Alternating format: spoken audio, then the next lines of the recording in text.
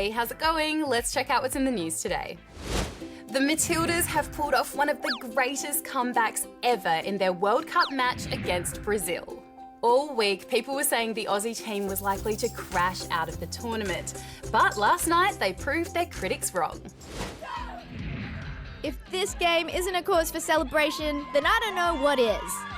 Last night was a must-win for the Matildas after losing their opening World Cup match to Italy.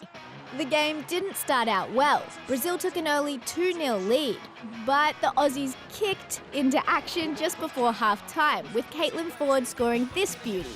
Little flick on, here's Foord! Australia then owned the last half, first with a goal from Chloe Lagazzo, and this one that put them in front, that was actually sent into the net by a Brazilian defender. It's an own goal of Monica! It was originally called offside, but the video referees ruled it a goal and gave Australia the 3-2 win. It's been a tough week for the Matildas, but they say this was exactly what they needed to get back on track. If anyone questioned the character of this team, they answered it in the best possible way. We don't listen to the haters, and look at that performance, come back from the deep, and guys, I love these girls, they're something else. Thousands of people have paid tribute to former Prime Minister Bob Hawke at a memorial service at the Sydney Opera House. He died last month at the age of 89, and politicians, high-profile guests and family came together to celebrate his life. All the reflections shared today reinforce that his greatness was one of a kind. Bob Hawke was Prime Minister between 1983 and 1991 and was one of the most popular PMs in our history. The Toronto Raptors are the new NBA champions.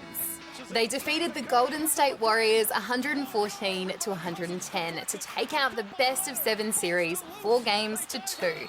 And this one went right down to the wire.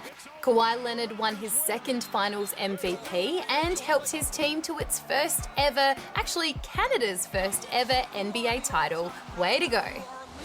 It's the final day of the world's biggest gaming expo, E3. After all the big announcements from the likes of Microsoft and Nintendo, fans got the chance to try out the newest games and groundbreaking technology, including getting lost in a world of crazy, colourful, augmented reality. Welcome to the Unreal Garden. Note, people wearing headsets and pointing at stuff are very real, if slightly silly looking. The Unreal Garden's just one of the exhibits gamers flock to at this year's E3. E3 is a 3-day-long event, showcasing the newest games and tech from companies big and small. Nintendo's always one of the major players, and this year it breathed life into some old favourites, like announcing The Legend of Zelda Breath of the Wild sequel, and giving fans a sneak peek at Luigi's Mansion. Note, not real, just a statue. 2 other, slightly less well-known games, and this one is made by an Aussie. It's called Speaking Simulator, and you take control of a robot trying to pretend it's actually human. Yeah, it's as weird as it sounds. No, definitely a real human.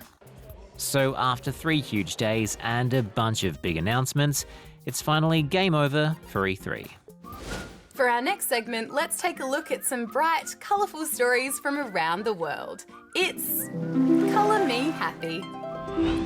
Most people agree that yellow is the colour of sunshine and hope, and this happy chappy has dedicated his whole wardrobe to it. 70-year-old Abu lives in Syria, and he's been wearing nothing but yellow for 36 years straight, which he thinks could be a world record.